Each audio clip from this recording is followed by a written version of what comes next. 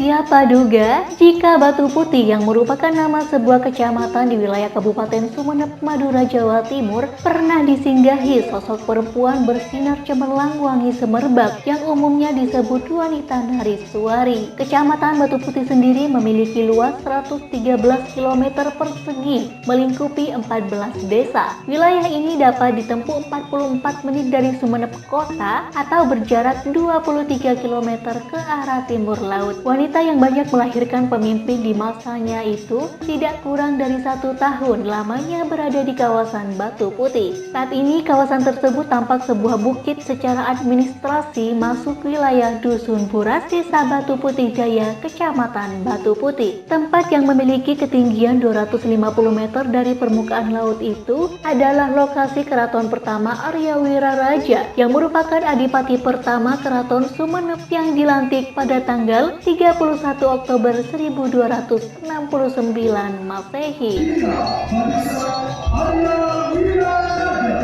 Keraton Batu Putih itulah yang pernah disinggahi sosok wanita yang memiliki keistimewaan. Salah seorang tokoh Sumeneb berbulan-bulan melakukan pengamatan dan kajian tentang sisa situs berkas Keraton Arya Wiraraja, terakhir kali dilakukan pada Hari Raya Waisak 2022. Pengumpulan sisa situs yang cukup memakan waktu panjang itu untuk menulis sebuah buku yang berjudul Kajian Histori dan Mitologi Dinasti Arya Wiraraja menuju Puncak Kemegahan Kerajaan Majapahit. Akhirnya terungkap siapa sosok wanita bersinar cemerlang wangi semerbak yang pernah tinggal di Keraton Batu Putih, Sumeneb.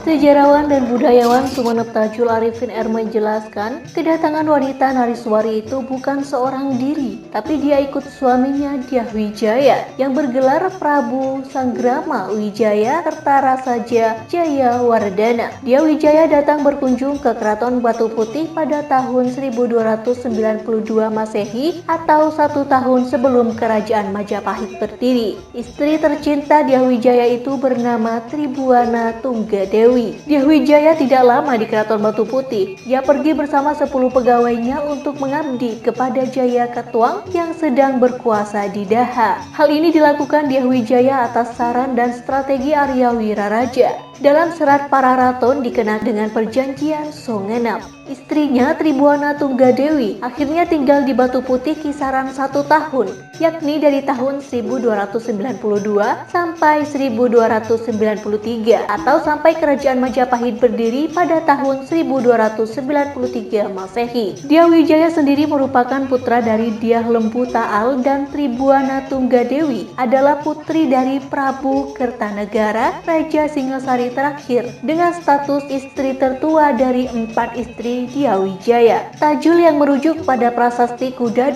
tahun 1216 Saka atau 1294 Masehi dan juga tertera pada serat Pararaton disebutkan bahwa kedatangan Dyah Wijaya dengan istrinya Tribuana Tunggadewi ke Keraton Batu Putih dikawal dengan 1 pasukan atau 10 orang. Pengawal atau pasukan Dyah Wijaya itu juga meninggalkan Keraton Batu Putih. Tribuana Tunggadewi akhirnya meninggalkan Batu Putih setelah Kerajaan Majapahit berdiri pada tahun 1293 Masehi yang dijemput oleh Ranggulawe, yakni putra dari Adipati Arya Wiraraja Sumeneb. Selama 1 tahun Tribuana Tunggadewi menghirup udara di Keraton Batu Putih, tentu meninggalkan jejak yang masih dapat dilihat hingga hari ini. Jejak dari Tribuana Tunggadewi ini akan disajikan terpisah dari ulasan ini.